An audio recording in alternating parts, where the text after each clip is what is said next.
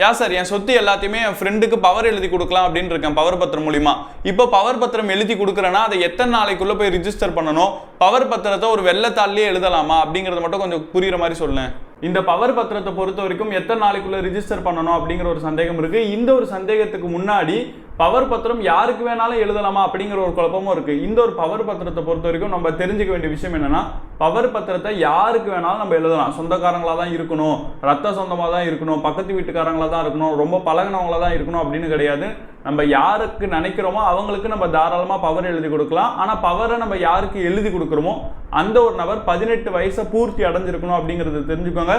ரெண்டாவது விஷயம், அவர் நல்ல மனநிலையில இருக்கணும். ஒரு மாதிரி மனநிலை பாதிக்கப்பட்டவராகவும் அந்த மாதிரிலாம் இல்லாம இந்த அன்சவுண்ட் மைண்ட் பர்சன் அப்படின்னு சொல்லுவாங்க, அந்த மாதிரி இல்லாம தெளிவான மனநிலையில இருக்கக்கூடிய 18 வயசு பூர்த்தி அடைஞ்ச யாருக்கு வேணாலும் பவர் பத்திரம் எழுதி கொடுக்கலாம்.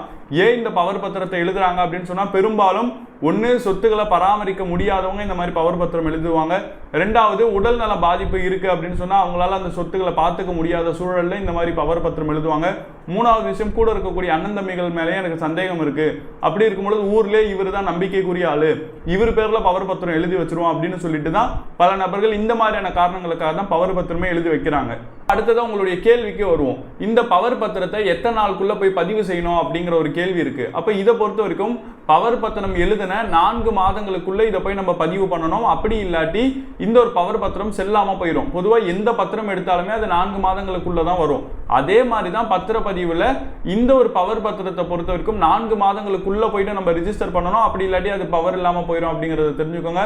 சில நேரங்களில் பவர் பத்திரம் 4 மாதங்களை கடந்துருச்சு அப்படின்னு சொன்னா அதுக்கு ஒரு உரிய அபராத தொகை இருக்கு. அப்ப அந்த தொகையை கட்டிக்கிட்டு எக்ஸ்ட்ரா ஒரு 4 மாசத்துக்கு வேணா எக்ஸ்டெண்ட் பண்ணிக்கலாம். அந்த எக்ஸ்டெண்ட் பண்ண, அதாவது ஆரம்பத்துல 4 மாசம், அடுத்து 4 மாசம் வருது இல்லையா, இப்ப 8 மாசம் கணக்காயிருச்சு. அப்ப இந்த ஒரு 8 மாசத்துக்குள்ள நீங்க போய் அந்த பவர் பத்திரத்தை முறையா சார் பதிவாளர் அலுவலகத்துக்கு போயிட்டு முத்திரை தாள்ல எழுதி தெளிவா ரிஜிஸ்டர் பண்ணி சார் பதிவாளர் அலுவலகத்துல ரிஜிஸ்டர் பண்ணா மட்டும்தான் அது பவர் பத்திரமே இருக்கு. பத்திரத்தை பொறுத்த வரைக்கும் உங்க மேல எனக்கு முழு நம்பிக்கை இருக்கு, அதனால நான் உங்களுக்கு பவர் பத்திரம் எழுதி தரேன் அப்படின்னு சொல்லிட்டு வேகமா ஒரு வெள்ளத்தாள்ல எழுதி அவர்கிட்ட கொடுத்தாலும் அது பவர் பத்திரம் ஆகாது, அது வெறும் தாள் தான். எப்போ பவர் பத்திரத்துக்கு பவர் கிடைக்கும் அப்படின்னு சொன்னா, முறையா ஒரு முத்திரை தாள்ல அதை எழுதி தெளிவான விஷயங்களை எழுதி அதை சார் பதிவாளர் அலுவலகத்துல போயிட்டு அதை பதிவு பண்ணா மட்டும்தான் அது பவர் பத்திரமா கணக்கிலிடப்படுமே தவிர, ஒரு வெள்ளை பேப்பர்ல எழுதி அவர் எனக்கு பவர் கொடுத்துருக்காருங்க அப்படின்னு சொன்னாலும் அது கணக்கிலே வராது அப்படிங்கறத தெரிஞ்சுக்கோங்க.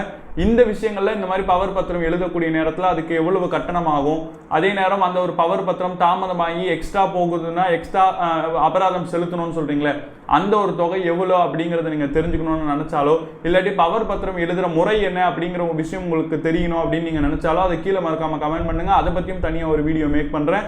இந்த ஒரு விஷயத்துல உங்களுக்கு ஏதாச்சும் குழப்பம் இருந்தால் அதை தாராளமா கீழே மறக்காம கமெண்ட் பண்ணிட்டு உங்களுடைய ஃப்ரெண்ட்ஸ்க்கும் இந்த மாதிரியான வீடியோஸ் அதிகமாக ஷேர் பண்ணிட்டு இந்த மாதிரியான வீடியோஸை பார்க்க நம்மளை மறக்காம ஃபாலோ பண்ணிக்கோங்க.